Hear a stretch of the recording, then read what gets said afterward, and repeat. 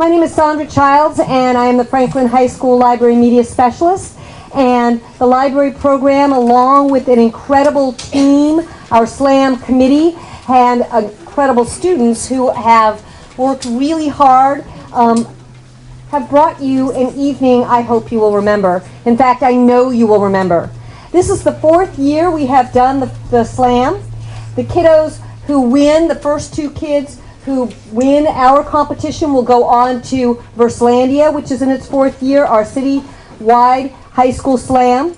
Tonight, our winner will win $100. But you'll hear this several times tonight. The point is not the points or the money, it's the poetry. And having watched these kids for the last several days and listened to their pieces, I assure you it is poetry. So I'm going to now introduce you to our MCs and let them move on with the show. Thank you very much. So we have Jonathan Rickman and Isaiah Spriggs.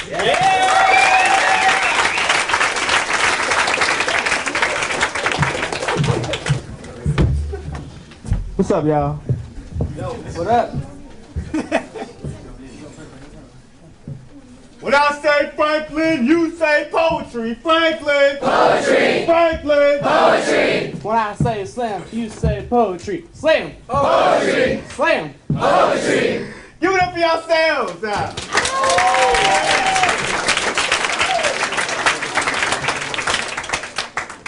I want to thank y'all for coming to the Poetry Slam. I promise it won't be as corny as Sam I Am, but shoot, if it's some green eggs and ham, that's great because they got me through my childhood and, well, my belly's full. I don't know. All right, so first of all, I want to thank you all for coming. I know you took it out of your schedule. Some of y'all maybe even like skip dinner. Or maybe you're going out to dinner afterwards, and that's even better, right? So thank you for that. So as you know, 2 people will be moving out to Verselandia on April 20th, and the 1 person will be an alternate, and they'll actually get to go get a ticket, and then they'll get to be there as well. So give it up for the future winners. So good. So first, the first name we have polled is going to be Janet Webster.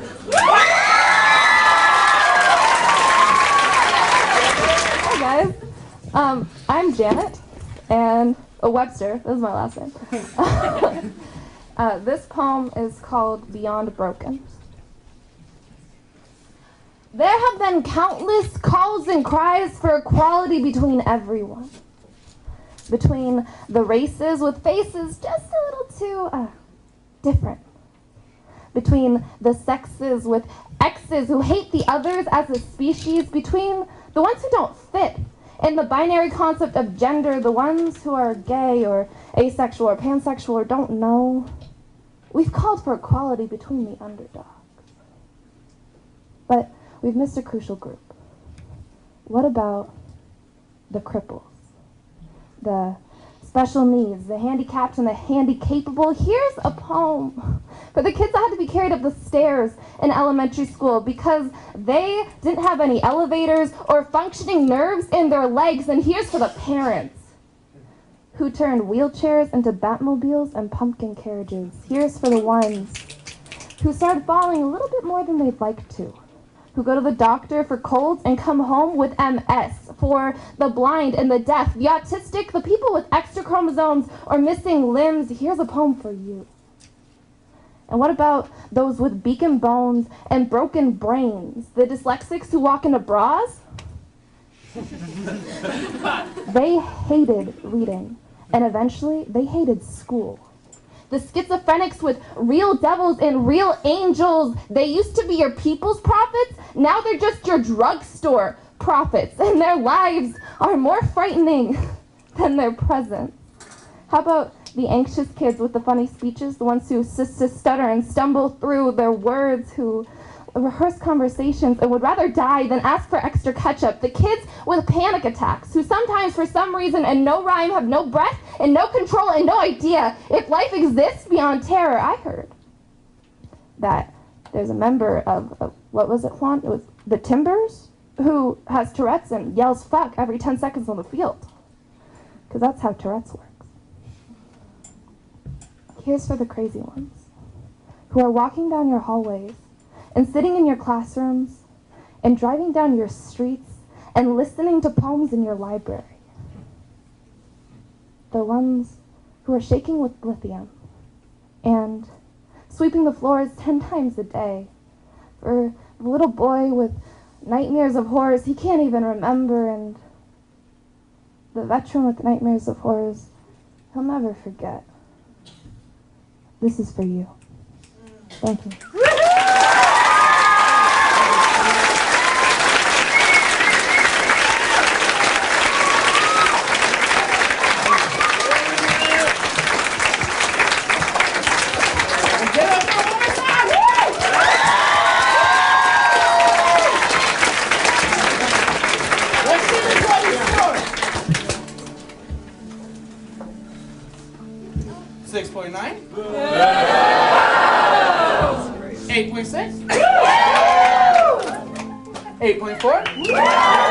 Keep them up, guys. 6.3.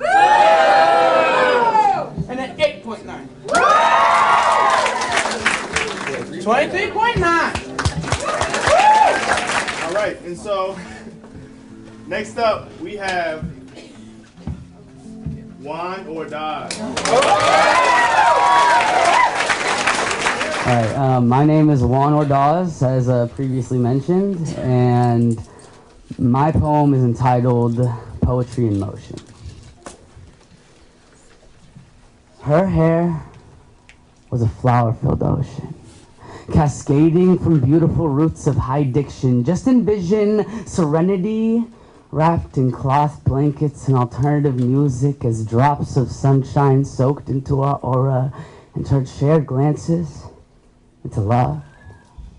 Love for the moment that we had played Twister with our breath, her hands pressed against mine. We locked eyes as the constructs of time crumbled before our coffee-stained lips. Those lips longing for interlocking intersection. We'd split our heart into sections, writing notes on our collective subconscious, saying love is in the air as we sit and stare into each other's souls.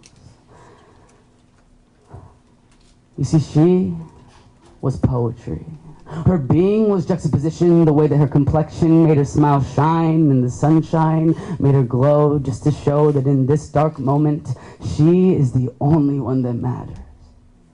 We heard the woods chatter as an instrumental to the way that we had shared memories, like the last slice of pizza, sharing pieces of our brokenness to form conclusions of what we deemed right in this world, how positivity and nudity should be accepted. And how trees were really just nature's toilet. We smiled in that moment, not only because we were happy, but also because we were idiots, and there was no better place to be than idiotic together. And as we stood to fold our solidaric island, I saw poetry in her motion.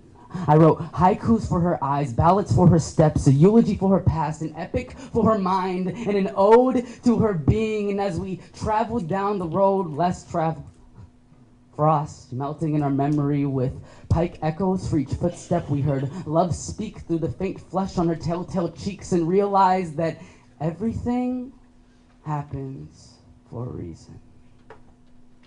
Because in that moment, we played Twister with our breath, watching the constructs of time crumble before our coffee-stained lips. The world stopped turning, but the flowers kept blooming.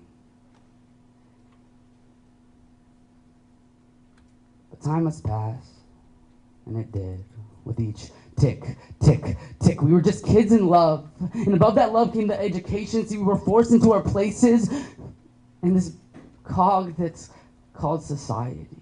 And as hard as we tried to keep our hearts tied to a four-letter word that's absurd, with once-a-week visits, we watched the knot fidget till it was ripped from us. Our hearts were torn from our bodies. We were limp. We were ugly. We were right where we were supposed to be. I often think of that moment when poetry was in motion and cry. And as my tears hit that mat, I realized that in that exact moment, the world stopped turning. But the flowers did not bloom.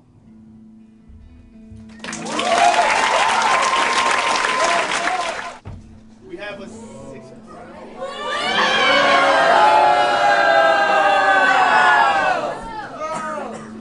We have a 6.3. 6.4. 7.5. 8.9. And for one, we got 20.2. Wherever one. 20 point. A 20.2.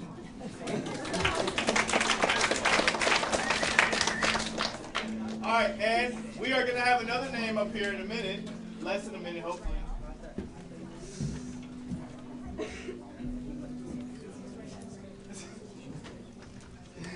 And our next poet is going to be Alex Harris.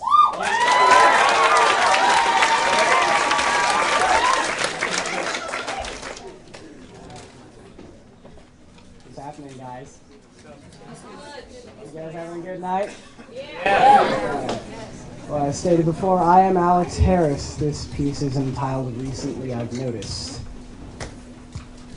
Recently, I've noticed a few things about the people around me. Now, not to hold anything against them, but recently I've noticed that some of the dumbest people I've ever met have led the happiest lives of anyone I know. They're content with what they have, never daring to venture into the great unknown, blissfully ignorant of their surroundings. They create their own personal worlds and never leave them, for fear of their destruction. And recently I've noticed that the smartest people I've met have been those who are never satisfied with what they have. Whether that be because of some deep-seated nature of charity that someone always needs what they have more than they do, so they give it up so that others can be happy at their expense. Or maybe it's because they see the world for how it really is, concentrating on the faults that permeate through everything in our society that many choose to ignore because of the pain and insecurity it can cause.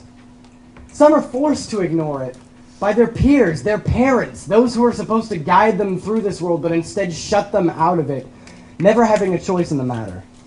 Some try to change it, becoming activists, advocates for the unemployed, the disenfranchised, and the mistreated. But recently, I've noticed that many, some my dearest friends, try to drown it out any way that they can, recklessly destroying the things that made them geniuses. They can't stand being this intelligent because it simply leads to discontent. Because they notice every tragedy happening in every corner of the world, witness every demolition, every battle and skirmish, every coup d'etat, every overdose, every suicide, coming live to their brains in 1080p, high definition, and they can't fucking turn it off. They get so caught up being pissed off and strung out about damn near everything that they lose control of their own lives. They lose their identities. They can look in the mirror and ask themselves who they were, if they saw a point in asking. For them, it's already too late. They were the kind of people who, if they got on the stage tonight and they were how I knew them, they could read aloud one of their own works, a 50-page novel written in a matter of days that would make Stephen King cower in shame and glue you to your seat in fascination. They could deliver a political speech so riveting that it would bring a tear to your eye. And it would even have the most conservative members of the audience shouting the slogans along. They could play a guitar with such intense ferocity that you wouldn't be able to take your eyes off the mesmerizing blur of their hands across the frets. I've noticed their absence. I've noticed how they faded out of my life. It's hard to ignore a void like that. As hard as it is to admit it, I miss them.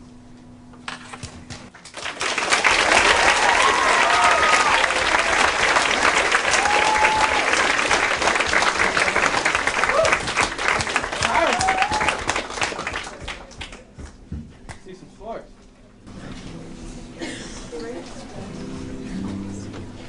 $5.9. We need an intermission. 6.2. 5.9.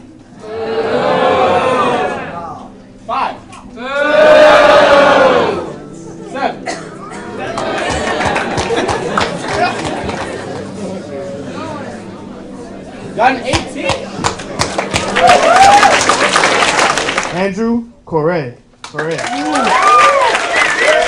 All right, my name is Andrew Correa. I'm not good at name selection, but this one's the blur in your vision. Look at me, and on the outside you see Hispanic, and on the inside there's the other half white that you never knew was there. Anytime I leave my house, no matter if it's to the park, to the store, to school, even to just get the mail, anytime I leave that front door, I feel pushed around. I feel like I'm dipped in a category anytime somebody looks at me. I feel like I'm drowning in the sense that I'm not supposed to be there. But still, I don't see a difference between me and any other person.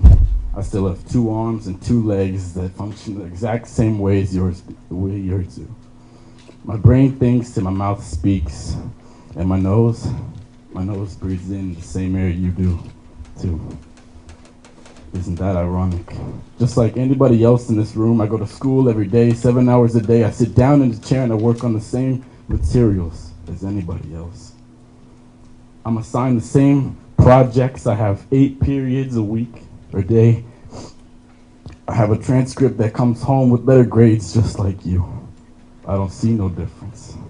My family owns a house. We have a living room, bedrooms, a bathroom. We have cars. We own the same things that you do, yet I'm still different. I stand up, I sit down, I breathe in, I breathe out.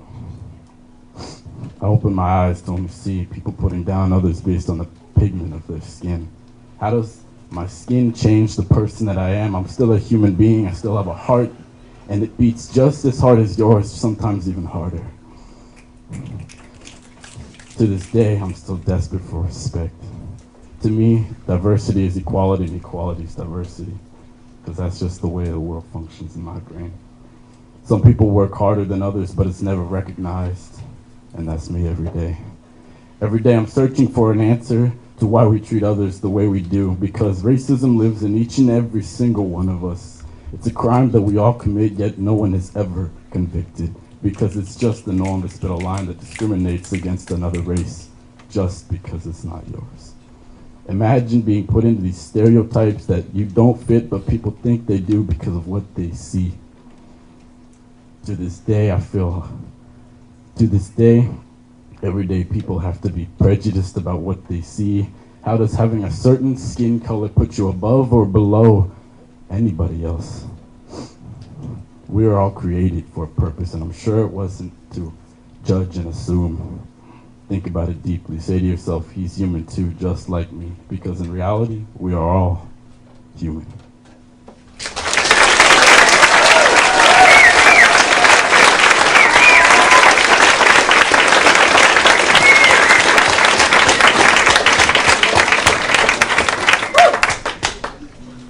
Yeah. 7.7. 7.5. 5.9. 5.5. 6.9. Come on, math teachers. Woo!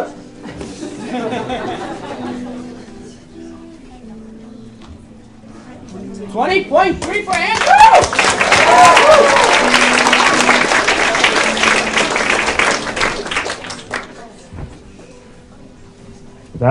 I appreciate you sharing that, because that was deep. That was real, bro, for real. All right, so we have another piece. We have another poet coming up. And this poet likes to go by the name, her real name, Luna Koenig.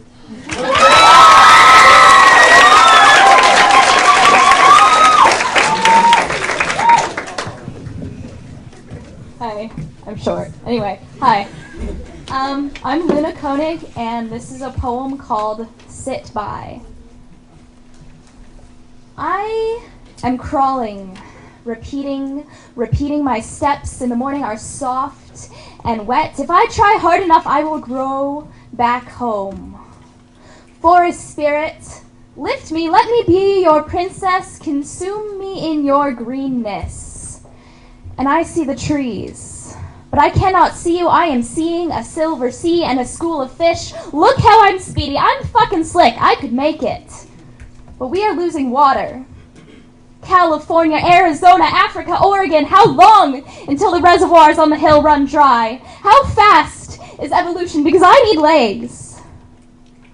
And I am a pollen speckle on a bee, and she needs my yellow to feed her queen. These floral warriors are dying, puppeted by parasitic ghostly hosts who suck their souls, leaving them gray like our grocery aisles, lacking the polychrome edition. Let me transition. Thanks to industrialization. Go back to the cotton gin and foundations of farming, enslaving, deranged, and scarring, insulting the earth. America the beautiful. An 8.0 earthquake is going to crack open our home and swallow us whole. And I'm not suicidal, but I am so tired. Let's have an epidemic. Let's have a plague. I don't hate people, but God, I hate humans. I'm not going to judge you for smoking a cigarette. You know, I could use a cigarette. We could all use a cigarette. How about a little cancer, too? I'd smoke for aesthetic if my lungs weren't deteriorating. I am disintegrating, and this bell jar has no holes. I am a small creature plucked from the soil. Put me back under the rose bush.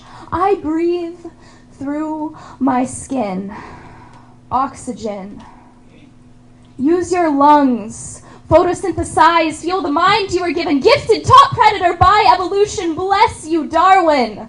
Not our smarts, but compassion is why we are human.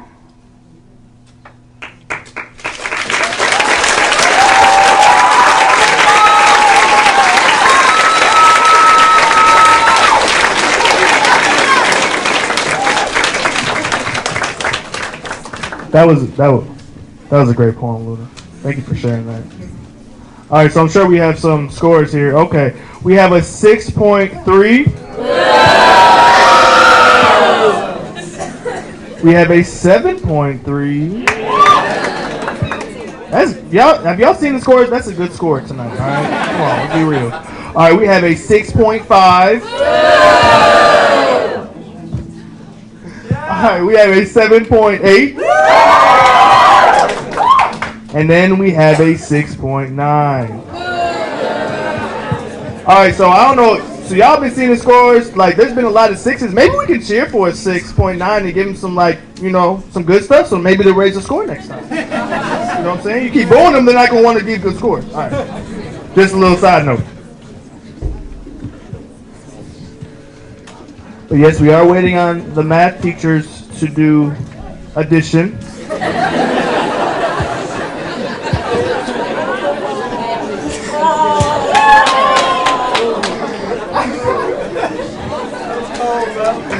All right, Luna got a 20.7. That's good.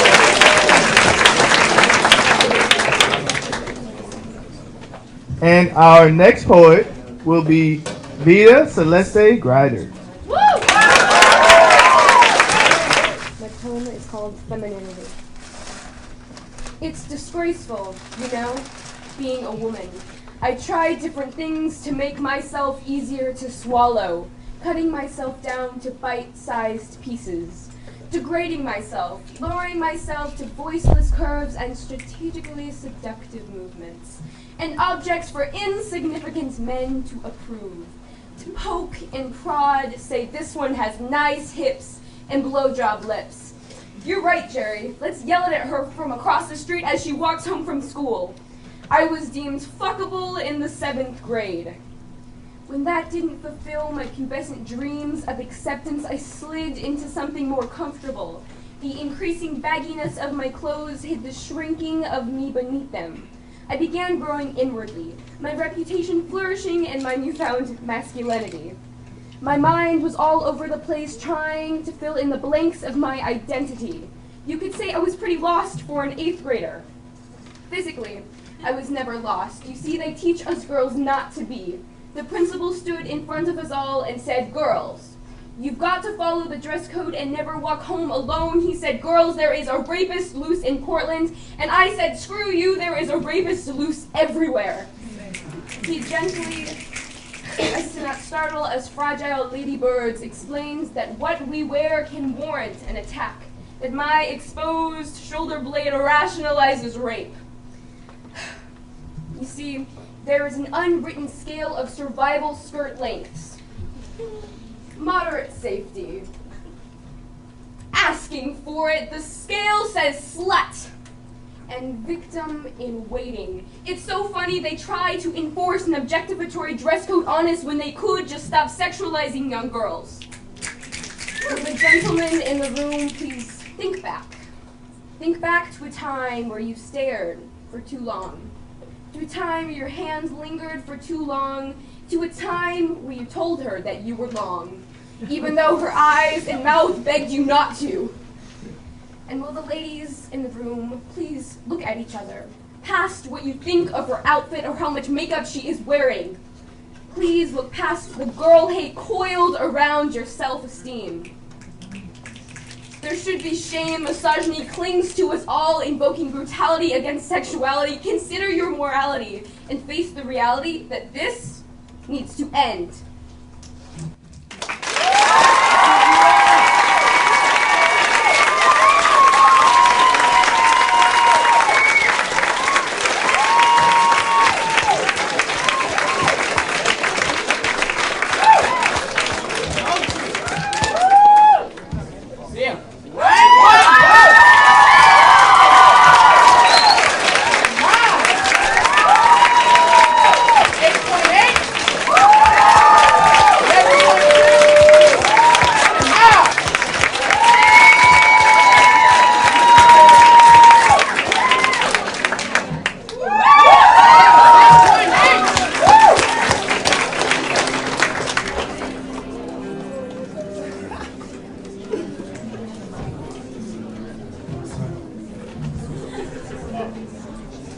In case you all didn't hear, that was a 26.8.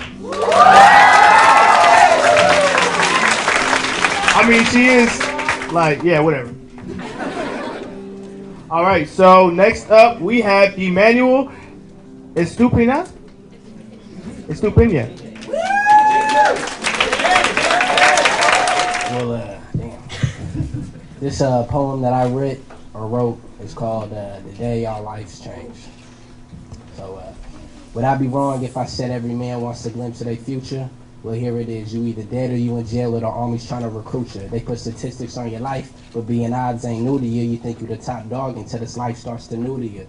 They say it's a blessing if you make it past 25.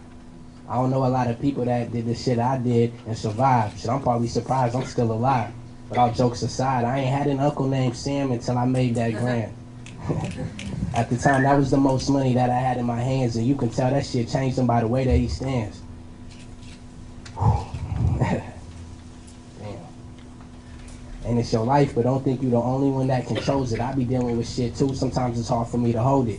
And I don't expect y'all to know it, cause I don't post it. Real recognize real, and that shit bogus. They change for the dollars. I should call y'all quarters. We still slaves. Ain't shit changed. The chain's still on our wrist. They want to know why I don't wear the Rolex no more. I hate to get the white man rich. Sometimes I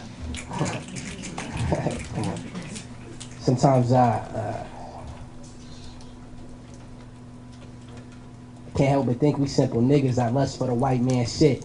But who am I to talk? I still bring him out to them special events. But we ain't free. Just cause this ain't no 8x10 sale in Attica don't mean that I don't be thinking shit'll probably be different if we stayed in Africa. I mean, my skin tone will probably be a little darker and I have less features that resemble my father. Damn, man, I keep losing my place. And I wouldn't be in these AP classes sitting next to these white folks. I mean, picture them in my shoes walking on this tightrope. I mean, one slip, it could cost you your life. And it didn't take a catchy hook by Drake and Lil Wayne to tell me that you don't live twice. Solid tight. But this is for my real brothers and sisters. Ones thinking they should have pulled their pants up quicker. Last words they probably heard was, put your hands up, nigga.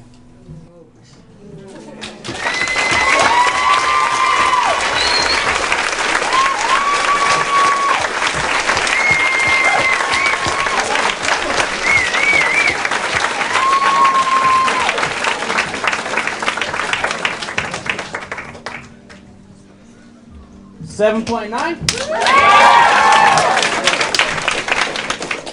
7.4. 8.6. 7.4. And 8.5. 23.8.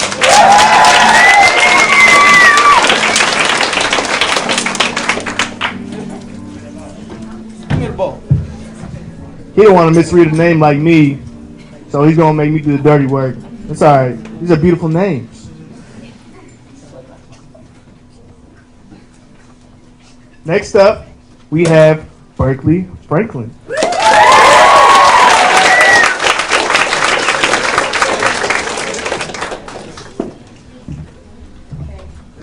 Hi, I'm Berkeley. Hi, Berkeley. Yeah, this is good. And they like me so much they put my last name up on that sign. So I'm famous. This poem is called I Believe. I believe? Yes. I believe that everything has a cause and an effect. That endings are the worst parts of books, and that it doesn't matter how good a song is, just as long as you like how it sounds. That we should stargaze less and earth gaze more. That happiness is precious but not worth eventual pain. That if the authority does not serve the people, the authority must be challenged. I believe love should not be romanticized. That a happy dog will cure all ailments. I've tasted water and believed it was all I needed, then watched my body fall apart. I believe I deserve to be nourished. Still, H2O is underrated, though coffee rules the world. I believe people are doctors, not medicine, and that nothing compares to the smell of autumn. I believe that someday the sun will explode, and all our past deeds will fall like daisies from a child's hand into the palms of a universe that frankly doesn't give a shit, and that this is no excuse for giving up. I believe that we live to fail, and that we all learn best by doing. Some people can change, though I am not one of them. Despite polarizing periods of probation from love or complete isolation, communication is something I need. That's what I believe. And what's more, I know that combat boots go well with any outfit. I believe that what you deserve is not always what you get, and that some people are just born good. Boys can wear makeup and girls can play football, and that these are two of the many genders that exist in this world. I believe that writing is hard, but fucking worth it, a principle I often apply to people, all of whom have worth, although we're all capable of both good and evil. I believe that shirts are unnecessary, as is homework, that pleasure and pain are incomparable, but not incompatible. I believe that traveling is more trouble than it's worth, and that the same principle can be applied to standardized testing. And that Pluto is a planet! Fuck you! I believe that breaking skin keeps demons in, even when it's not on purpose. Death is permanent, but not a solution, and that it will all be okay in the end.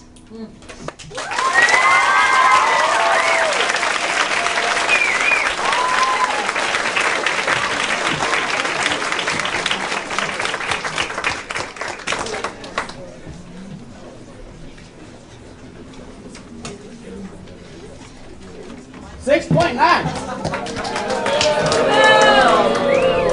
7.2. A 7. And another 7. And followed by a 7.3.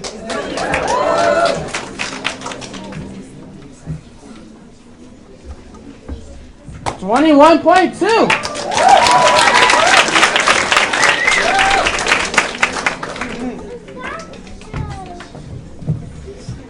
Berkeley, that poem rocked, just let you know. I mean, I'm not a judge, so I could just tell you how awesome you are. It don't even matter, you know what I'm saying? I don't even care. 11, who said, yep, you know. 12.3. This name, I just learned this guy's last name today. Can y'all please give it up for Max McCool?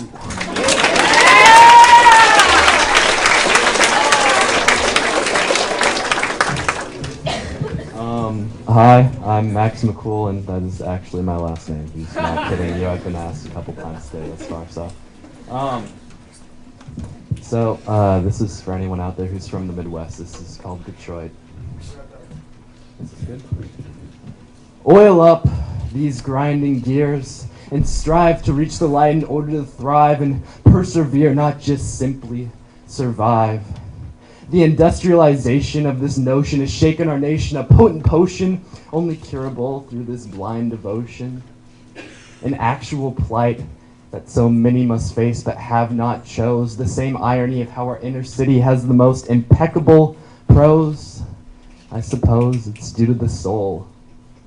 A wound that has been bandaged with salt, although our gears are grinding, they will not bring us to a halt. All we need is someone to tell us that it is not our fault. Exalt our desire, and hopefully this assault will tire. We are on the same side, but there is no foreseeable ceasefire. And we are the life, the very same, the funeral pyre, taken by the bullet astray, a debt they cannot repay. So instead they say, destroy to create.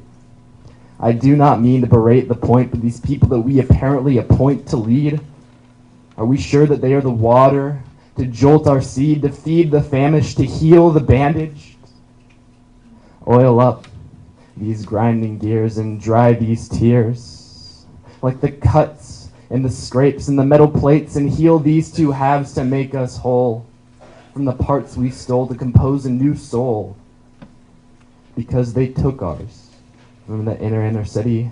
These towns are becoming something petty to pity, but then again, she's just a resource. Let her face grow so callow as oceans once so full have now become so shallow. An intentional sin, when all she needed was a hand to begin and a glove to take off the mask of the dove she once was and is still. Could this be the cruelty that nature must fulfill? But this isn't just for the grinding gears and the reminding fears of the auto industry. This is for all the towns and the closed downs, despite our best plea. It's for all the diamonds in the rough that no one ever cared to polish enough to see their own reflection in, who never noticed that we are all of one kin, born in the same land. How can something this simple be so hard to understand? Sit still, love. I've come to offer you my hand and understand that the violence has come to an end. Again, don't frown. Can I get an amen from O-Town?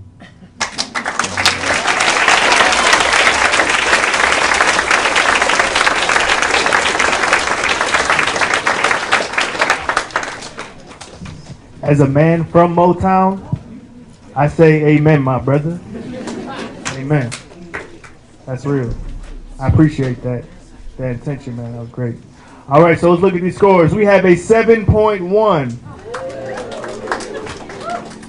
We have a 7.7. We have an 8.5. We have a 6.5. Tried to get y'all with my voice. All right. And we have a 7.0. Not cereal, but I'm so surreal. Serious. All right. Where is that name at? And Max got a 21.8. My brother. My brother.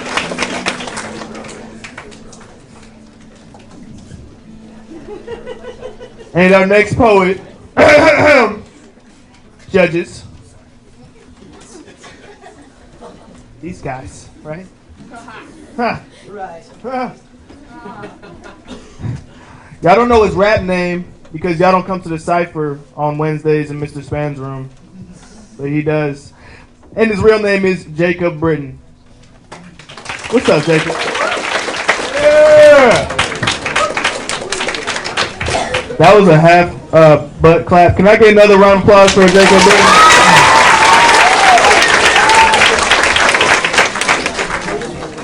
Yeah, my name's Jacob. This is just all stuff I just pulled together. It doesn't really have a name. Well, until now. I'm going to call it story time. Okay. The moon and the sky smell like apple pie. They wrote a song above. We maybe fell in love. One day I met her again, so I had a letter I wanted to send.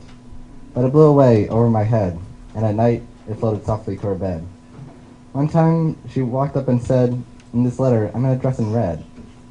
She walked away after she slapped me in the head, down to the ground, dropped dead. Wait, that's it? This cannot be the end. This fairy tale is something I cannot comprehend. This is just madness, this thing we call life in a book. And who are you to judge someone by their cover or look? What's with the horrible ending? Wouldn't that make you sad? Why not something unforgettable, something a little more rad? No, of course not. Life always has its ways. It doesn't give you a chance. You can only do nothing but gaze. Well then, screw life. I'll make my own rules. I'll make my new story too. Something, cool. Where instead of he and thee, it'll be she and he. Where the crowd will jump up and shout and sing. And the rest of the land will be okay with that. And, well, I guess that's a wrap.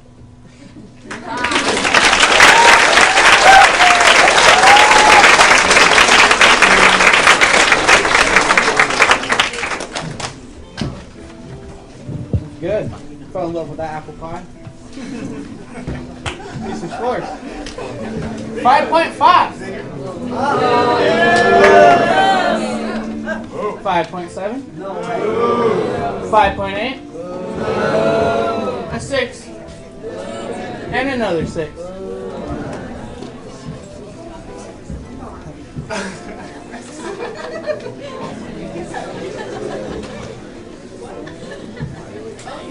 Adding up to a 17.5. You just will not read a name. I feel you, dog. It's cool.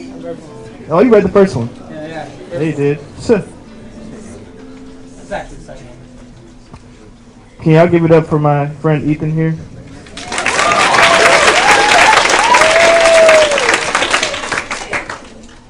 He's good. Right? Yeah.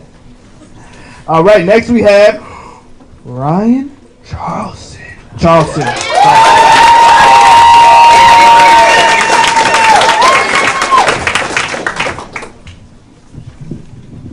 Hi, everybody. I like that. It's like we're in a little community here. My poem is titled When You Tell My Story. When you tell my story, tell them about a kid who made it through life's struggles. Tell them about the boy that grew up drenched in cold Portland rain, surrounded by weirdos and hipsters. Tell them about the boy that lived to make people laugh and be happy. Tell them about the boy that wished everyone would be treated equally in our society. Tell them about the boy that had video games as a therapist. Tell the people that when I'm gone, do not shed tears and don't ever be depressed. Tell the people that when I'm gone, be happy of the legacy I lived and the people I've helped. Tell the people that when I'm gone, live life like I never left in the first place. Tell the people that when I'm gone, treat everyone with respect. Tell the people when I'm gone, don't see people by their race, religion, or sexual preference, but by the fact that they're human as well and should be treated like one. Tell the story about a boy who tries his best to make others feel great, even if he doesn't. Tell the story about a boy who began life with child abuse and still manages to smile and help others. Tell the story about a boy who survived. Tell them growing up is hard, but they can make it if they actually try. Tell them to never give up and never stop trying to be successful. When I'm gone, tell everyone to be themselves. When I'm gone, tell everyone to not give in to our judgmental society and be who they really are. When I'm gone, tell everyone that they can be whoever they want to be and no one else can change that. When I'm gone, tell everyone that if they all work together, our war-ridden world will finally be at peace. When I'm gone, tell everyone to not give in to stereotypes, racism, and homophobia, but rather to extinguish it and get rid of it once and for all. When I'm finally gone and the world is at peace, tell the world one thing. We did it.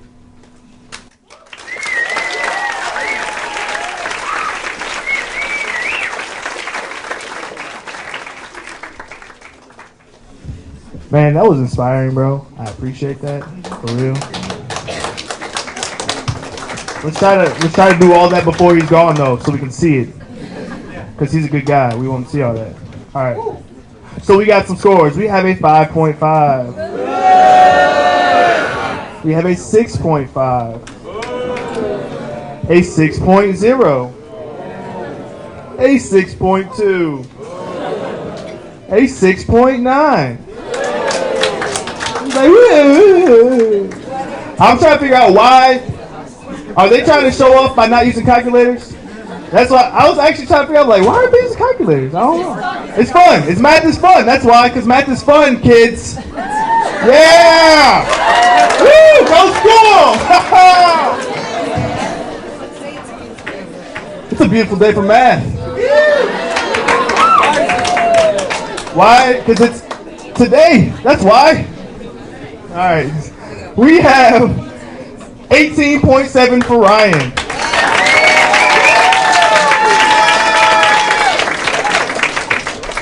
Thank you, Jonathan. All right, so for our next poet, we have Haley Derrickson.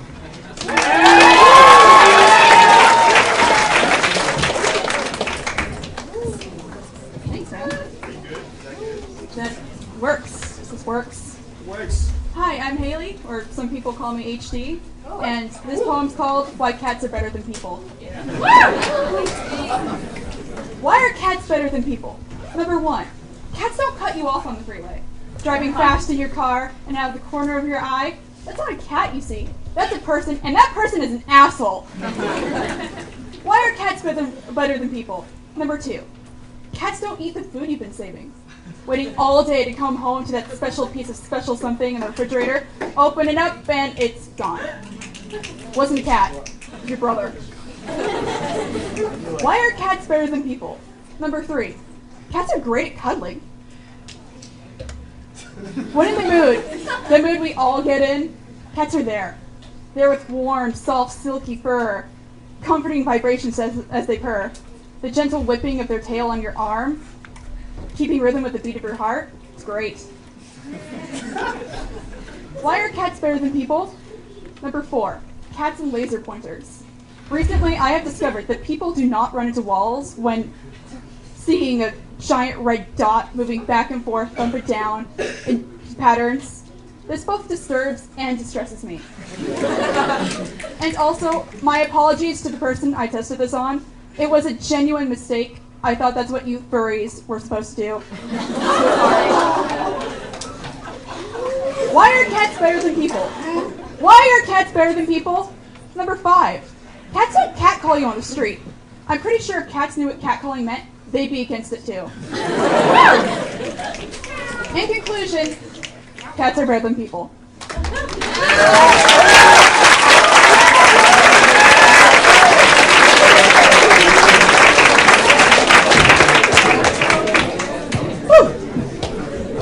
Get some scores. 4.9. 7.2. 7.1. 5 and another 5.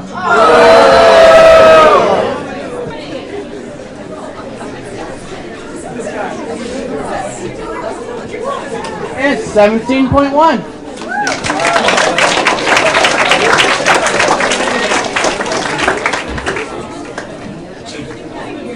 I just want to say, Haley, being a cat owner myself my entire life, I think, well, we'll just save my comment for later.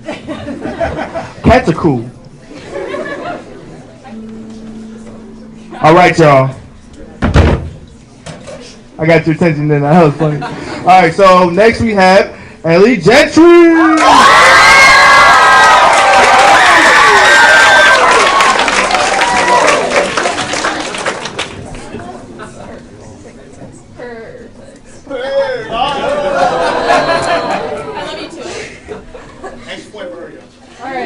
Hi, my name's Ellie Gentry, and this piece is called "The Text I Wanted to Send You." Hey, I know it's late, and I hope you're asleep, but I want you to know that you are like fire to me, so I hope this all goes well, and I hope this makes sense. Right now, I just want you. I want to see the shades of blue your skies turn at night. I want to know how you kiss if you hold my hips and pull me closer, tangle your hands like vines in my hair. I want to know if we're still on the same page here. I want to ask you midnight questions like, what are you afraid of, and what's your favorite child's book, and why do you always order chai lattes? Really, I just want you to come here and kiss this pain out of me, come rattle the crystallized feelings from my bones and delve into my stomach to remove the sterilized sugar I swallowed for a year. Baby, baby, can you rip open my ribs and plant flowers in the slots between them? 'Cause I know I'd make a great burial ground. Just come here and hold me. Just hold me.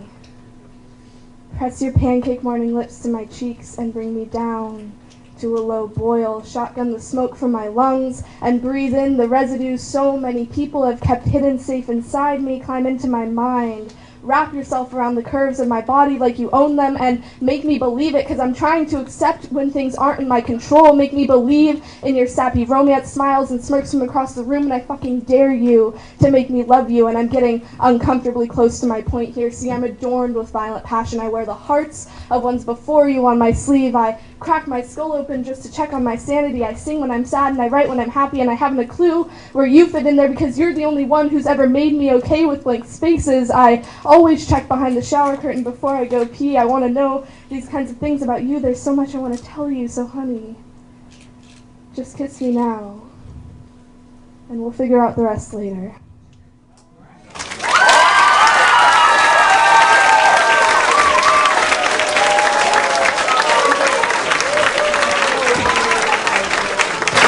All right. Score. 7.8.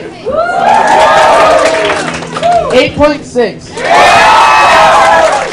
8.7. 7.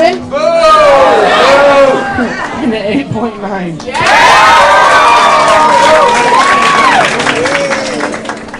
25.1.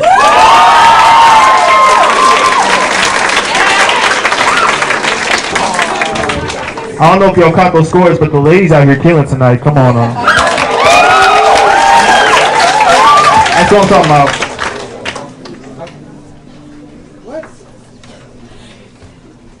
John over here trying to be funny.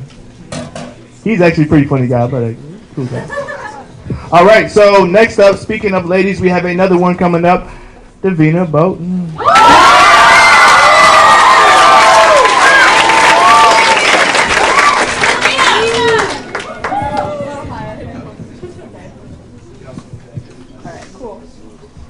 I'm Davina, and my poem is titled Coming of Age.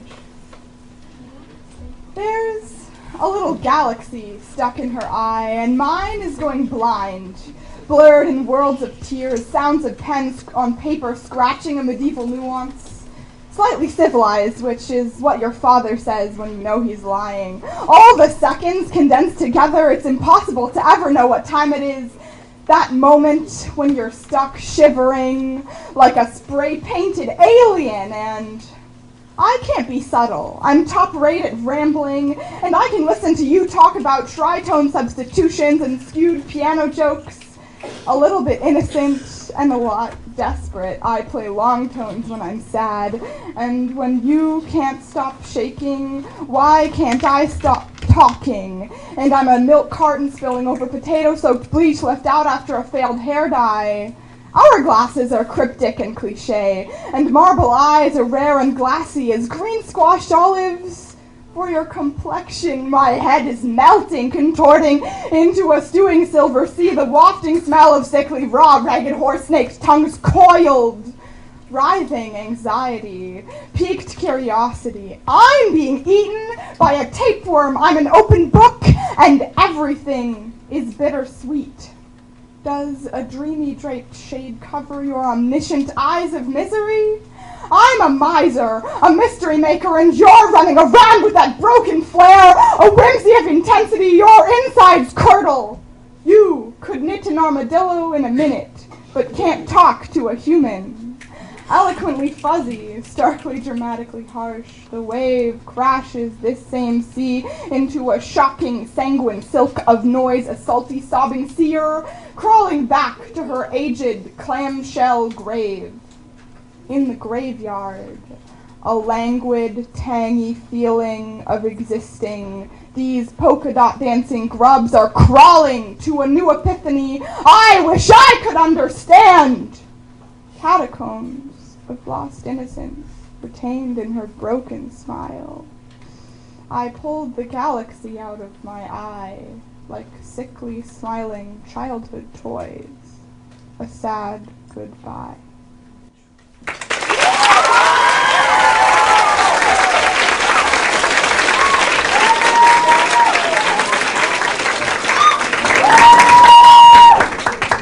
Killing it. Davina's Divine. I know y'all didn't see that coming. But the linguistics, though. Alright, I'm sorry. That was like, you can have like a PhD in tongue twistology. Like crazy. I know, lame jokes. I'm the host. That's what I do. Alright. Do well. Yes. Thank you. Alright, we have a 6.5. We have a 7.7. Come on, y'all. Alright, we have a 6.0. I really like that. Alright, we have a 7.5. And an 8.5. I swear y'all was about to boo the 8.5. I was about to throw the microphone. Hey, co-host. Oh, that site. That's a 21.7, y'all. And then I have a crystal bowl, not ball, but I have a crystal bowl coming up here with some names in it, which I'm going to draw here momentarily.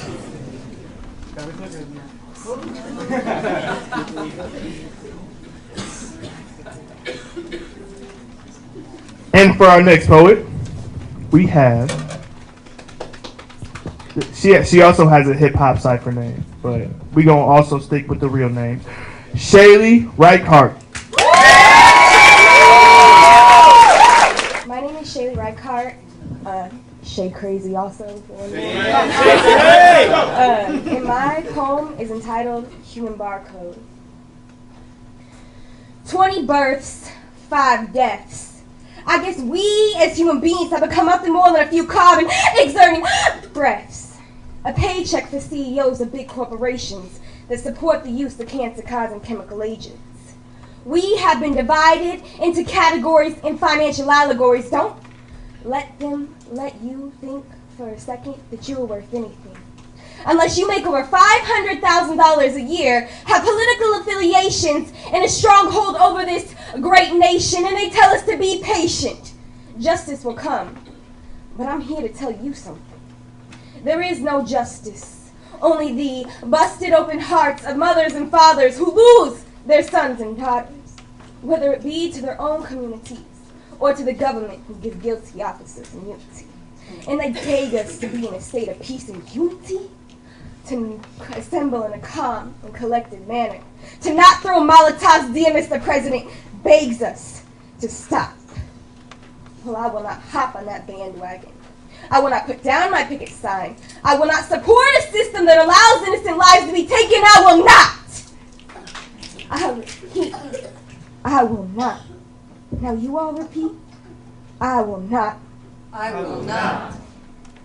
Don't let them let you think for a second that you are worth anything, unless you're of some benefit financially. And your $50,000 a year is nothing. You are an expense. And if you are on food stamps or welfare, you are at the government's dispense. Oh, and I'm sure some rich white man has sent his condolences for the lives lost, when in reality, he's in support of whoever tossed that child's life away as if it was worth pennies, instead of being priceless. Could you imagine viewing a human life as if it was on some sort of price list? But to this system, you are a human barcode, America's cargo, taken before there was a thought of conception in your mother's womb. consumed by whatever media is placed in front of your face. Don't let them let you think for a second that you are worth anything. Don't let them let you think for a second that you are worth nothing. Because all of our lives have worth. There is no truth in the hateful words and accusations. We have assembled demonstrations for all the races, engaged in our thought-filled brains, and created monumental change. I am more than an income. I am more than the melanin in my skin or the lack thereof. Don't let them let you think for a second that you are worth nothing. You are the college graduate, the young boy who refused to take up his mother's drug habit. You are the Henrietta Lacks, the Dolores Huertas, the Malcolm X, the Maya Angelou, the Wanoa Duke, Marty Perez, Erica Wong, Mary Sol, Adi, Isaiah, Raquel, Domingo, Juliana Torres, Marilyn Me. We refuse to be categorized.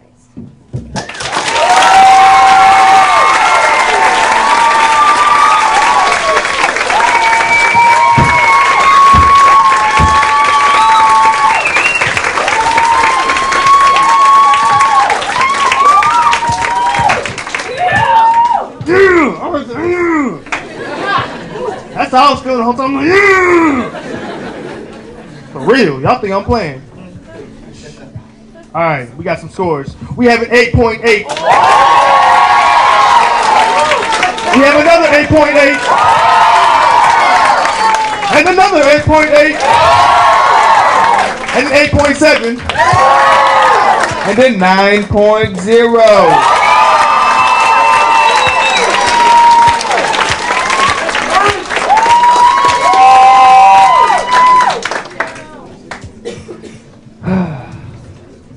That's why we're here, y'all. What's that? I can't. Where we at? 26.4. Yes. That is what I'm talking about. And then I'm sure there's a bowl with some names coming soon. I don't know. Is there a preview to tell me when it's coming? Oh. I'm not tipping you. You was late. I'm just kidding, because I tip even if they're late, because some people, it doesn't matter. They still deserve your tip. Tip your waitresses, tip your delivery drivers. For real. I'm for real, y'all. For real. Yes, do that. All right. And next we have Mohammed Sadiq.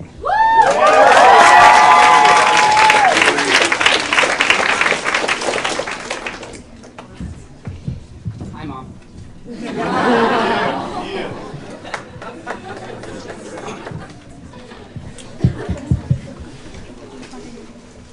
I'm Mohammed Sadiq, and I'm gonna call this one, I'm a Muslim, not a Muslim.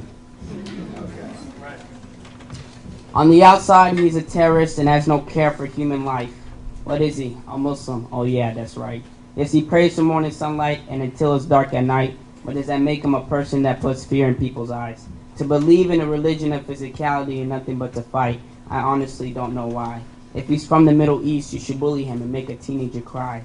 He's a Muslim, so he's linked to Mr. Bin Laden. Please leave, sir. Get out of my sight. Get out of this airport. I promise you won't be able to take this flight. His mother walks into a store and it's cold outside. She's wearing a beautiful scarf, but everyone is terrified. I did not write this from no stereotypes. This is what happened in the past. I'm telling the truth, but not one lie. Why can't you accept everyone is different? There are the good guys, the bad guys, and him, the nice guy.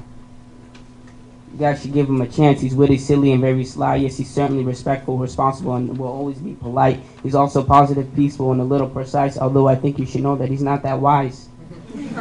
He's still a kid. He just wants to have fun, not thinking about problems, just be active and run. If you want to hear more, I'm sorry, you just have to wait. He'll be here in the next round and put more oohs and ahs on your face.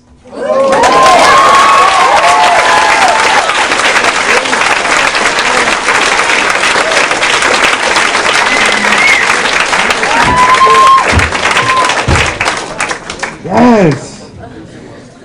Yes, my brother. Yes. Yes, yes, yes, yes, yes.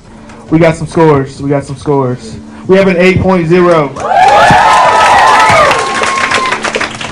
We have other scores too, I'm sure, but they're coming. All right. Oh, there they go. All right, we have an 8.1,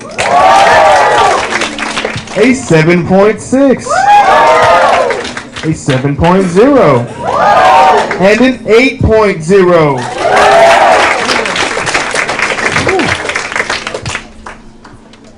I don't know about y'all, but I love being here. Like, for real, I'm just, like, learning and stuff. All right, oh, that's what's up. We have a 23.6.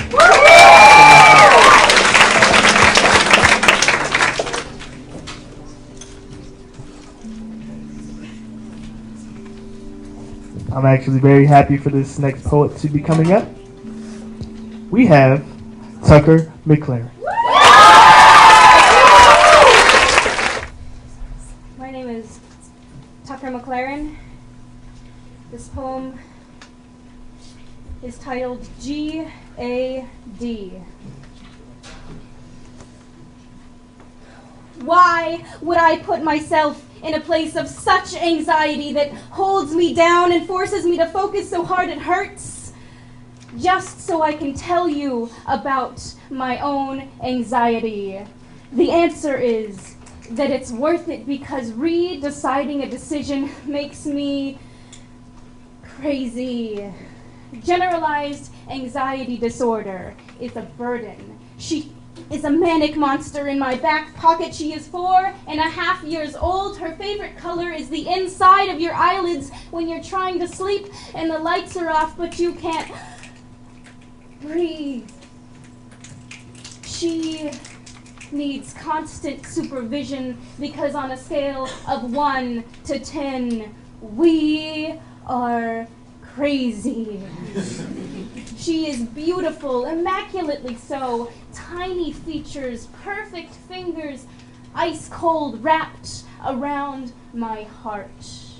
She is with me every step of every day. Sometimes, well, I was offered a full ride to my #1 college, and do you know what's ridiculous? I can't decide to take it because I already vetoed it before I knew. And redeciding a decision makes me crazy. Sometimes I can't even decide whether to order a burger or a salad. I just sit at the table and I cry. Ask me why, I dare you. It's chemical. My anxiety is chemical. Norepinephrine, dopamine, serotonin, oxytocin, somewhere between conception and age 15. Something went wrong and now look at me. Burger or salad? Apple or orange? To be or not to be? These are my questions, and I ask them every minute of every day. My therapist says I'm mature for my age. I opened a retirement account the other day. I am looking for apartments for grad school. I have to be mature because my monster holds my hand and my monster makes me plan, and she asks me when the next anxiety attack will be, when she can go free and take advantage of me with her tiny hands wrapped around my throat like an overly needy child, always asking, always grasping at what could have been but isn't. Before I was diagnosed, I thought the ice fingers wrapped around my heart, and the stone in my throat, and the cold sweats and the imagined threats were normal. And I was the broken one. But now I know that it's her, and though she won't let me go, I know that I am not alone.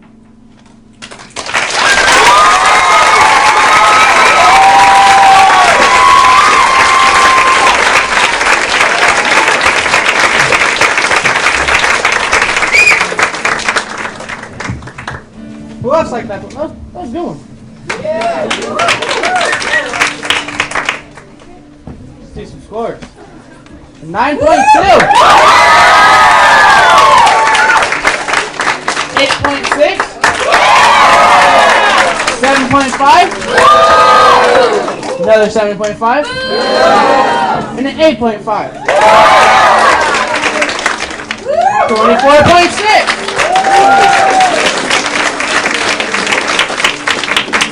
All right, next we have Benjamin Payne. My name is Benjamin Payne and I talk a lot.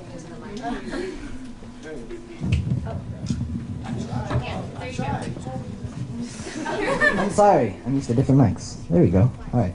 I get a little loud, just just so I'm not starting it. Alright. Alright, I'm going. The date is 4,000 miles from tomorrow in a city called 4 months from today in a college where 4 years will be spent hanging from crisp sheets under the poster I brought with me.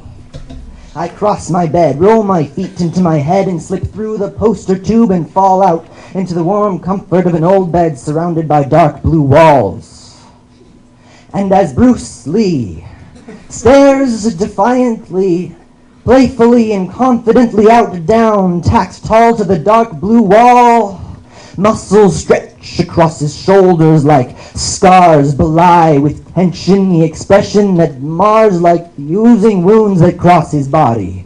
Contrarily, he ignores them. He stares. The scars bulge, billow, balloon from his torso, tear wider, deepen his calves. If you could see them, would be those of a circus clown's balloon poodle, those of my brother. Swelling, mass predictive of Lee-like kicks, but like those of a circus clown's balloon dino, useless. As I lie, wound-like, I cross my bed, my oozing head stretched from my still stretching muscles reminded, drip by drip, as drop by drop, Li Xiaolong, the little dragon, disintegrates, standing ironic guard over my oozing head. My body, already 17 pounds closer to indomitable smog than little dragon Li knows. Somehow, I know now somehow, that the fat that entwines with scar instead of muscle that drips night long from Li Xiaolong is not a dragon's but happy little Felix, the dinosaurs. I kneel in church, having had the honor of standing before the crowd, the Lord hanging like a tasteless dorm decoration, staring out, down behind me. My Father kneels beside me, he hangs his head, and I know the weight under my shoulders drawing down like lead as wooden withering Christ hangs his head is not as free, that the dystrophy that balloons my little dinosaur brother's T-Rex calves is but one of many halves, many have-nots that weigh upon my Father. The date is 4,000 miles from tomorrow in a city called 4 months from today, where I go, not knowing if I leave my father with the impression that I love him, not knowing if I leave my parents' home in the great unknown of well-charted territory, while our long story melts down dark blue walls. Thank you.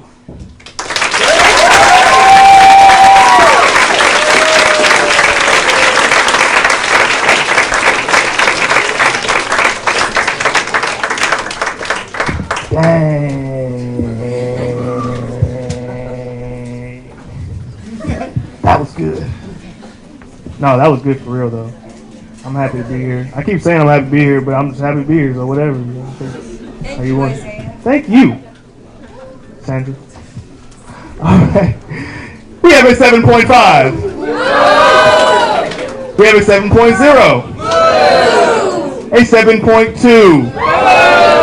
A 7.3. And a 7.9.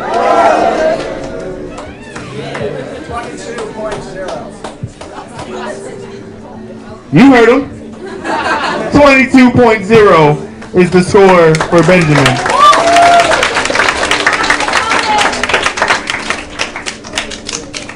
I don't even need that.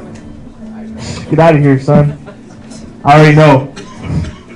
Next up, last, and I mean, y'all already know how the phrase goes, but certainly not least, we have Savina Zuniga.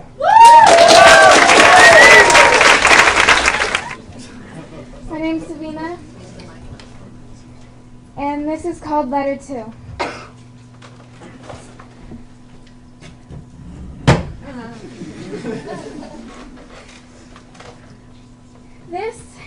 is a letter to the ones that don't believe in me.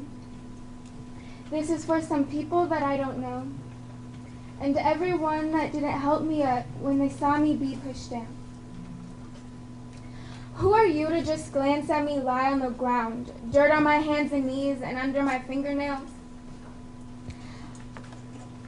I want to get up.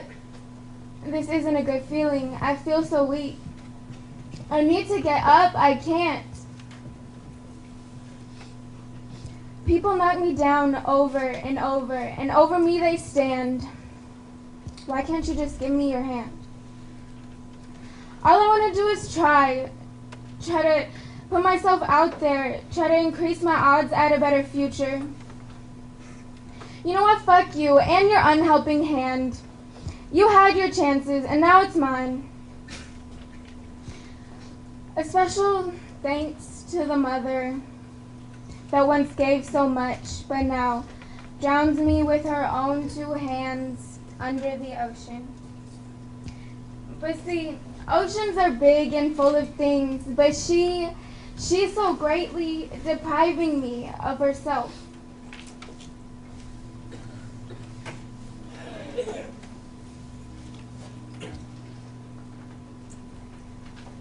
At the same time saying she needs me, and I help her to make better decisions, like not kill herself. And let's not forget the father that denied me, the man that beat us when we were 1, caused me to be a preemie. But I'm lucky. I could have died before I was born. It's funny though, as a little girl, I always thought that I was Daddy's little girl until I got older and I learned I'm the little girl Daddy didn't want. How could parents not care? They're the ones that should try to be in my life the most.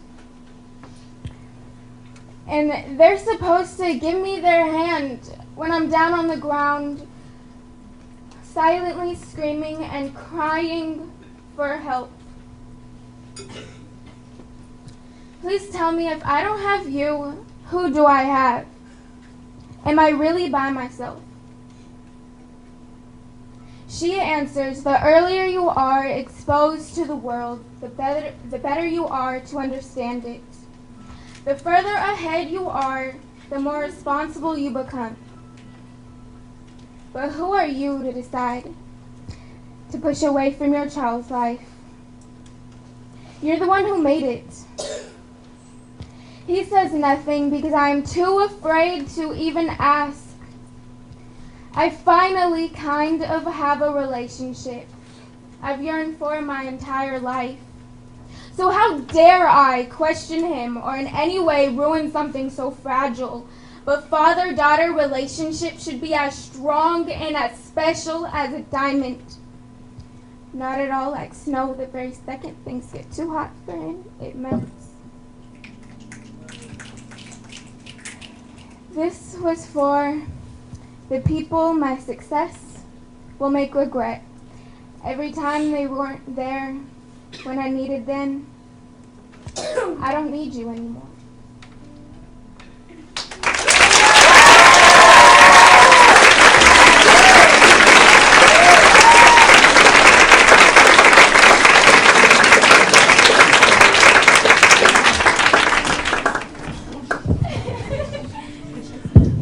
Yeah, everybody give her love one more time, please.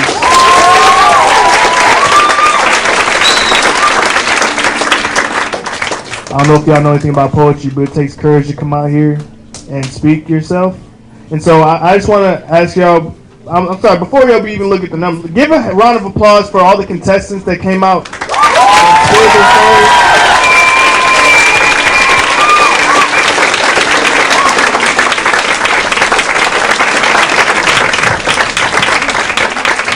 Because up to me, round 2 would be like round 1, but with new poems. You know what I'm saying? Like, that's what I'm trying to.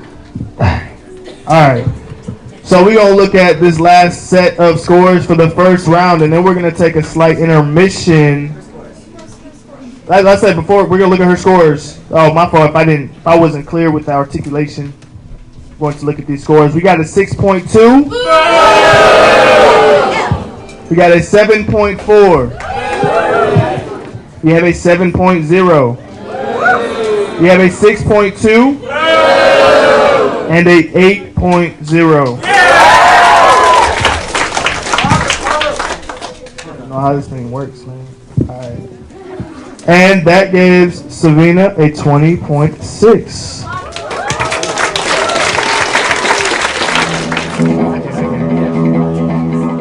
We have Vida. We have Shaylee. Yeah. We have Mohammed. We have Janet. We have Elliot. Ellie. I'm sorry, not Elliot. There's no Elliot on the list, y'all. Ellie. Yeah, Elliot's a cool person, though. Ellie.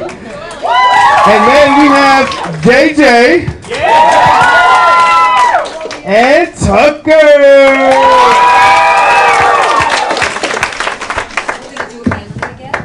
And so we're going to do this randomly again for the names, because, I mean, we can't just, like, play favorites and be like, yo, we want up to go first, you know what I'm saying? The mathematicians are ripping. They're doing a real ripping job tonight, wouldn't you say?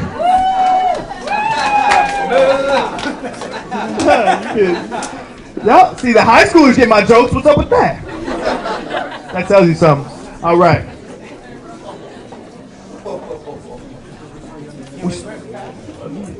Jesse, time guy, how long have we been waiting here tonight? 26 seconds. 26 seconds.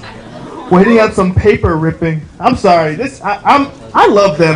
Can we give it up for the mathematicians for doing this? For real. They're easy targets for my jokes, but I love them, and I love math, kind of. A long piece of paper, because it's got to hold all the awesomeness of Shaylee. That meant Shaylee. Yeah.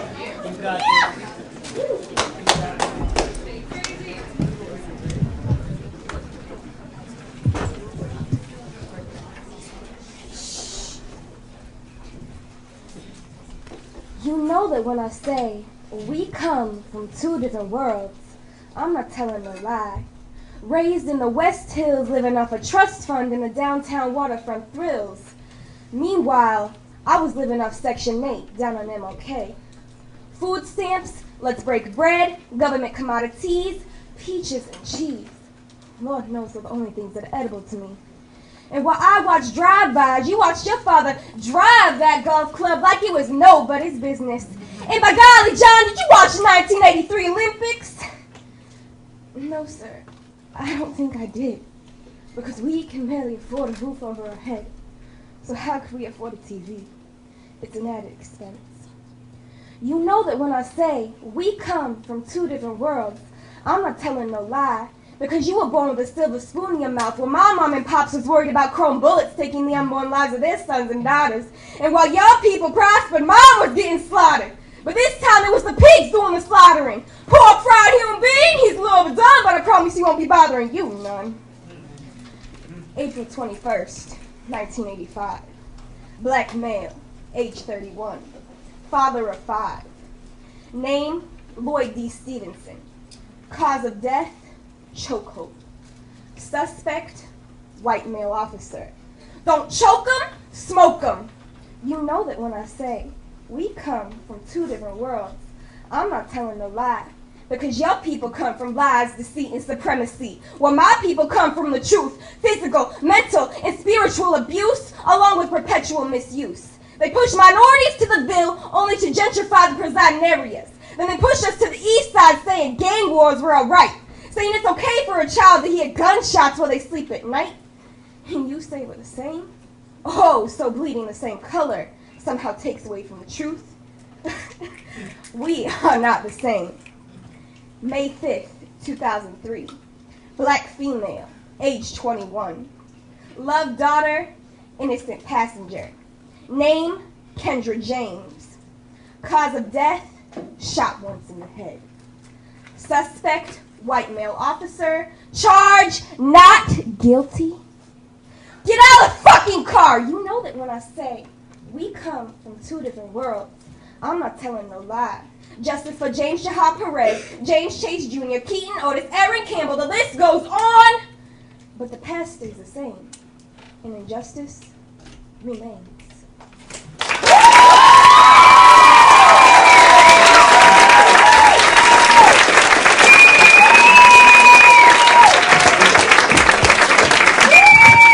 Come on, put your hands on your pop.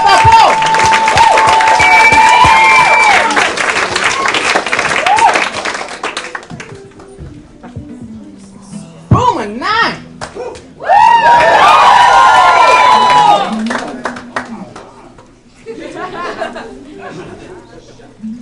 8.9.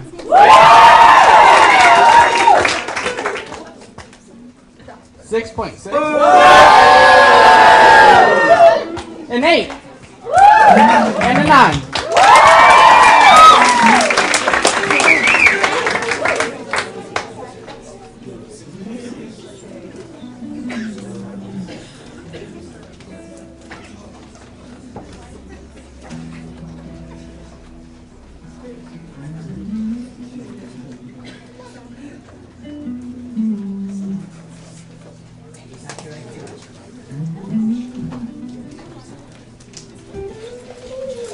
$25.9. Can we give it for the poet?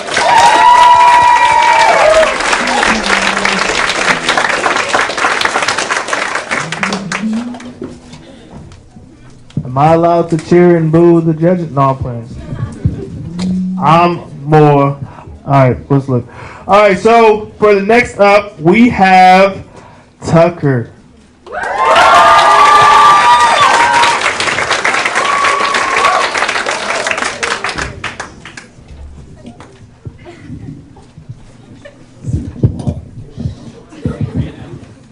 No Tuckers were harmed. This thing is like, it was already doing that earlier.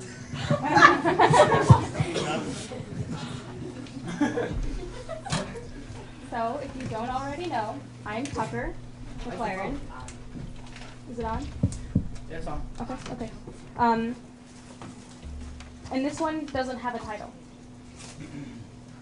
College debt is being fed by us, by our families, by our futures, by our desire for knowledge, by our firstborn children. Our country has let it consume us. Inflation will destroy our nation. There should be no hesitation when we decide whether to take strides together.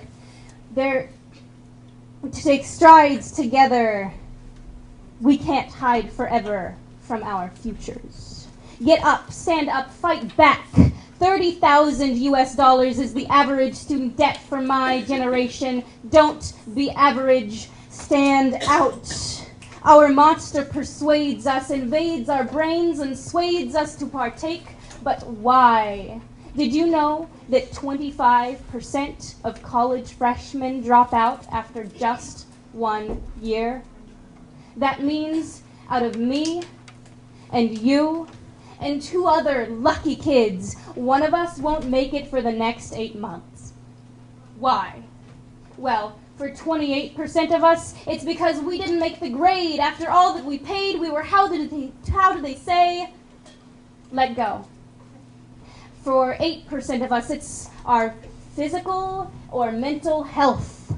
For 4% of us, it's because we were homesick. But for 38% of us, it's the money, the cash, the dough, the Benjis, the cheddar, the banks. So should we even try?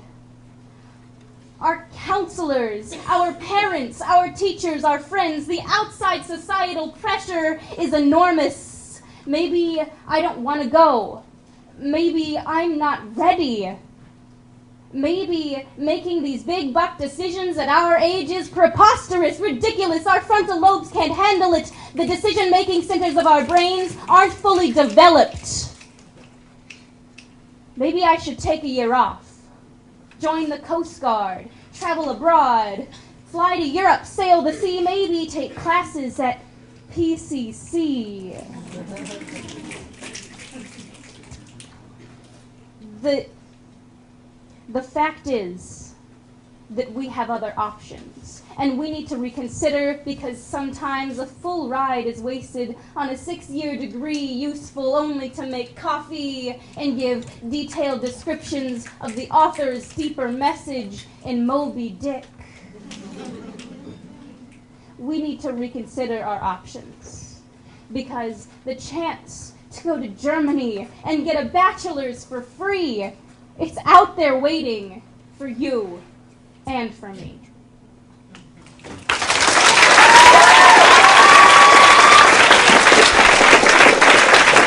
All right, so for the first score, we have a 6.9. 8.0. 7.4. 7.8. And then 8.0. Tucker with a 23.2. Applaud that poet, please. Killing it. Next, we have Janet. Come on, Janet. I'm Janet again, and this poem is called Ragdolls, and I'm also going to move this. Oh wow, okay, here we go, that's good. After a while, the eyes that follow you become interrogation lights, and the cars that slow down for a better look seem like ice cream trucks with their stickers peeling, and your skin starts itching. After a while, concrete becomes minefields, and smiles become hungry, and you cross your fingers to walk through playgrounds. After a while, compliments become white knuckles on your neckline, and whistles become impatient fingers. After a while, nothing becomes all eyes on you, and you become prey, and your skin starts itching. After a while, teeth bruise, and hands bite, and necks cringe, and shoulders up, and look down, and fast steps, and closing your eyes is weak. After a while, bus stops become cages, and cages become the better option, but closing your eyes is weak, and your skin starts itching. After a while, your fingers are always curled around keys, but his fingers could be curled around knives, or worse, around you, and fingers through your hair pull like puppet strings and sciatic nerves, and fingers on your arm hit bones, and his fingers are stronger than your fingers, so he can pull you in like a rag doll and sew buttons over your eyes. After a while, you can only see through 4 holes, and needles through your temporal lobe start to hurt. But closing your eyes is weak, and your skin starts itching. You are someone's daughter. Or maybe you're someone's son. One day, if you want to be, you'll be someone's mother or someone's father. You are someone's teacher. You are someone's student. You are someone's neighbor, and you are someone's friend. You're someone. But after a while, you forget that. And you think maybe, you imagine what it'd be like if he ripped your hair till it's thick red yarn. If he tore off your clothes, and then your feathers, and then your wings, until you're nothing left but bones in the dress your grandmother stitched together. You start to believe that maybe if you let him tear you apart and wrap you in fabric and turn you to rags, then maybe your skin would stop itching. Thank you. First score, we have a 6.7.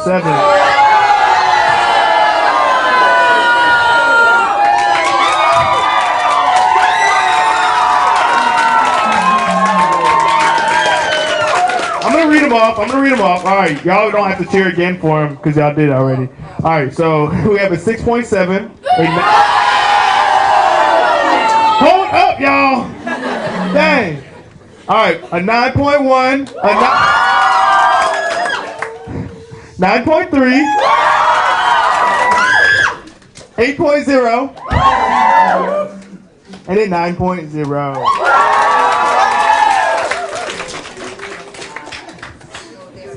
I appreciate y'all.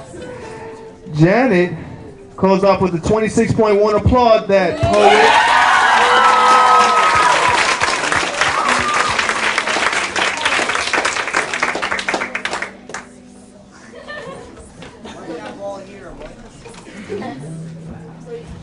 Next up, we have none other than Muhammad. I would say hi, Mama, but she left.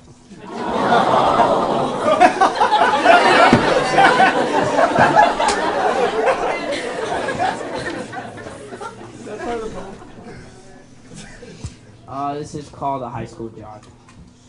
I am an XXL. I am tall and I'm strong. I go to school, but in class I listen to songs all day long. I enjoy tackling and fouling and giving season-long injuries. I hate school suspensions and after-school detentions. I hope now you can see I'm a high school bully. No, I'm just kidding. I'm a high school jock. Anything you say to me won't hurt me. My heart's like a rock. This is what people in media made for athletes in high schools. I hate it. It's disgusting. I want it to stop. I swear it's not cool. Those tall African Americans that have a future in sports, keep doing what you do, and I believe y'all can make it to any field or to any court. The way you guys have 4 seconds on the shot clock and you try your hardest to make the basket or shoot that goal. Try your best to get a 2.5 GPA because colleges want that and more. I want my people and all high school athletes to make it like LeBron, Kobe, and MJ, Ronaldo, Messi, and Pele, like Jerry Rice, Jim Brown, and Lawrence Taylor, Jay Robinson, Babe Ruth, and Derek Jeter, all the athletes that work hard to reach the top 5. I want to be the next person to thrive. I want to be the next best athlete alive.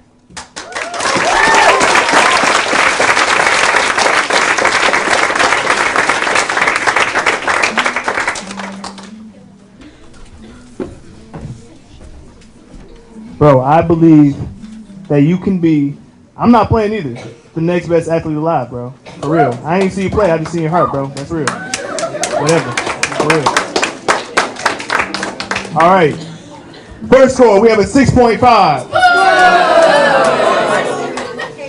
We have a 6.5. We have a 5.9. I feel y'all though. We have a 7.2. And then 8.0.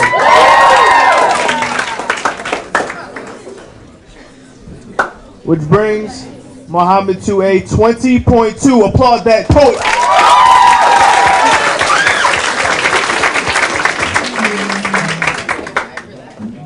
I'm just gonna wait on my co-host to do his thing. You know, you act like you don't know what you're supposed to do. But I know he knows because he's very intelligent. He is very intelligent. I don't know if y'all know Jonathan. He's a sharp kid, and I'm happy to be here with him, for real. For real. Jonathan's a man. Can we give it up for Jonathan, my co-host? That's my boy right there, for real. Next up, we have Ellie. This piece is called Somewhere Between All and Nothing. Shaking the smoggy midday lobotomy, I up and left monotony for no real reason, so I walked across the street and bought a coffee, then I walked home for no real reason, forgot to check the time, but it was a Wednesday, and by the time I got there, you were just pictures and rhymes, and it was a Friday, but I kept walking and swallowed the gritty pride at the bottom of the cup, kicked the cigarette box following me like a temporary fix, waved to the neighborhood elderly with no teeth behind his bite. And I still forgot to check the time, but it was summer by the time I reached Gresham, September when my shoes wore through, December when I found Nirvana, and February when I lost it, and by the time I reached the ocean I swore I'd never see. It was the year 2000.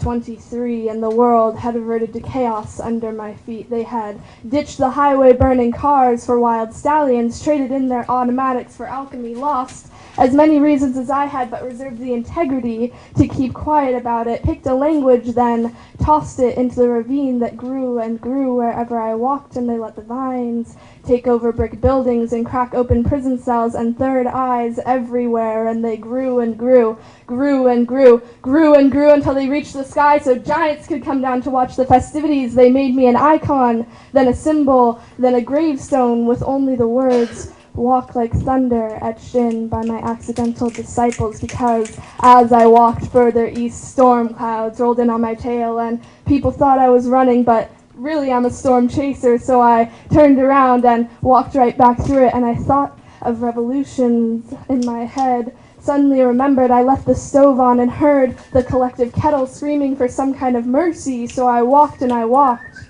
I walked and I walked. I walked and I walked back home and opened the door and had done all that before you had even gotten out of bed, and still nothing had changed but me.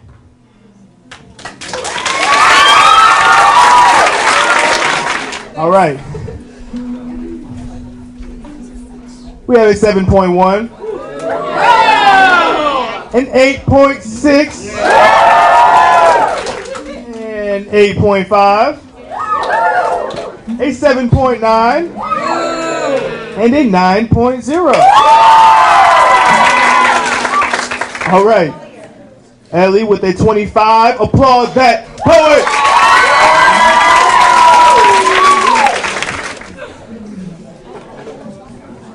I'm not getting stopped here. I'm doing the next poet. All right, next. Yes. Yes. And the next poet bees, Vida.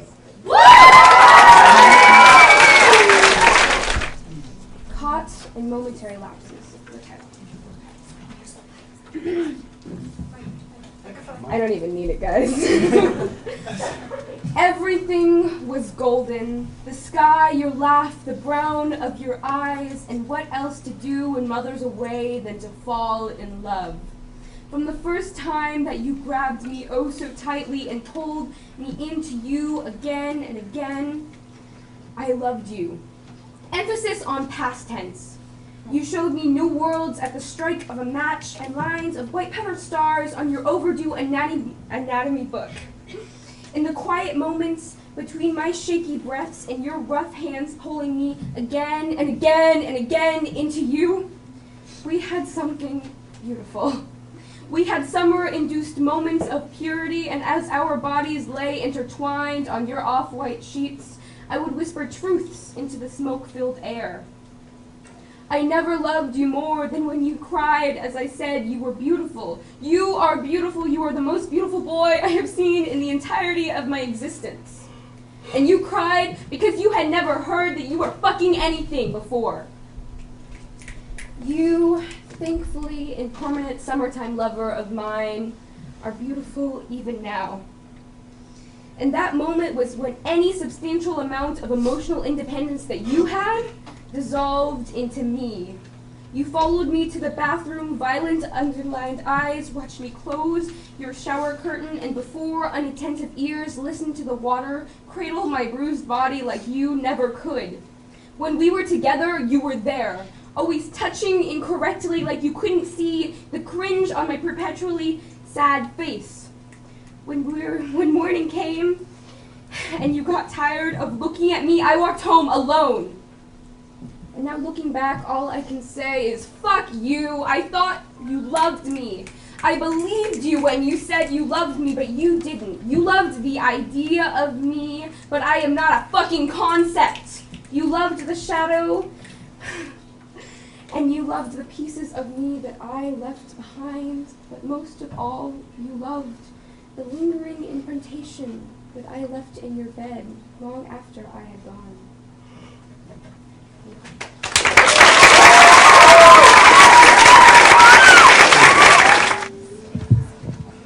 All right, can I get some scores? We have an 8.6, an 8.8, a 7.9, a 7.6, and an 8.9.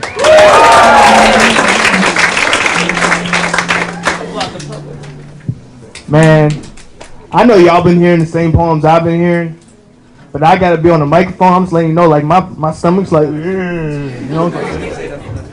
I don't even know. I want them all to win, but it's a contest.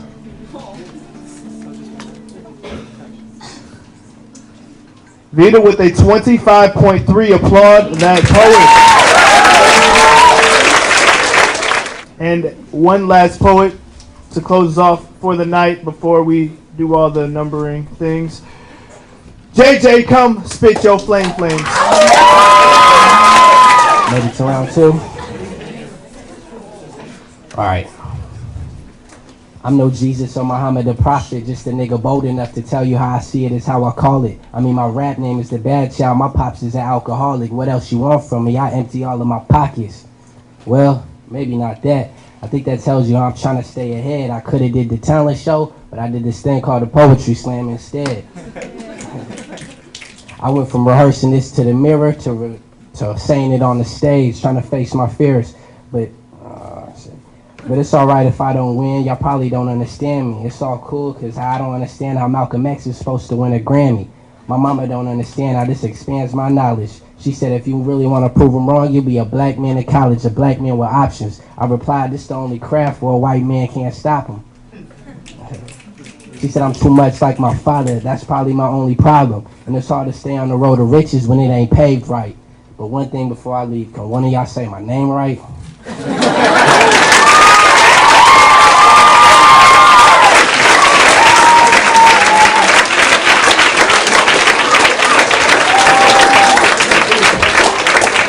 I'm sorry, bro. Your name is beautiful. Thank you for sharing, bro. For real. Like he said, the one profession a white man can't stop. All right, y'all. We got a 7.7. We got an 8.5. We got a 6.2. We have a 7.9. And an 8.9.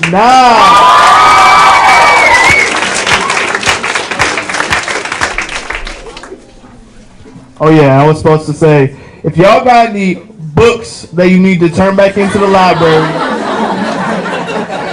she's saying, but she's the one that told me to say it, don't.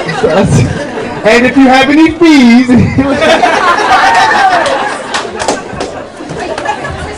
I admit I said that earlier, but I have something much more important to say, which is thank you very much for being here, for witnessing, for participating, for creating. And now I guess it's time to announce the first, second, and third place for the Franklin High School Slam 2015. And I will announce the winners now, and I would like them to come up to receive their prize money and their certificates. So Elizabeth has the certificates, and we have the top three. So first of all, our third place and alternate, I'm not doing any math, so that would be Vida. Vida, please come up.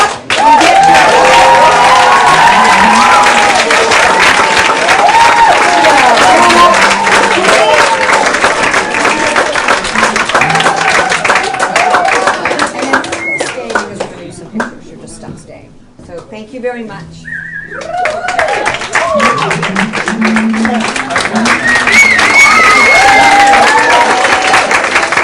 And then second place is Shaylee.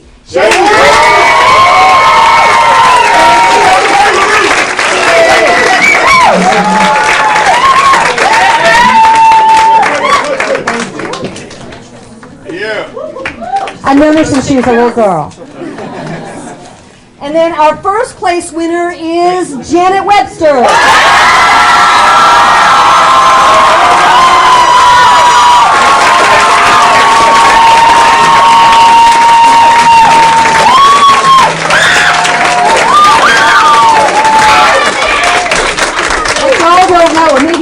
know is that Janet, was it your freshman year, Janet? Yeah. And you won first place? Yeah. So she won first place at the Franklin Slam and went on Verselandia when she was just a little one, freshman, and now she's going there again. So.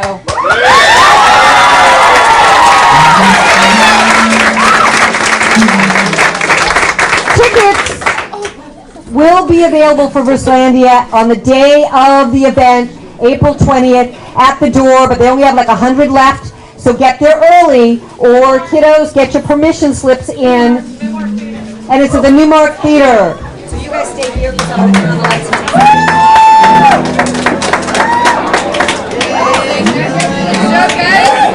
Have a good night, y'all.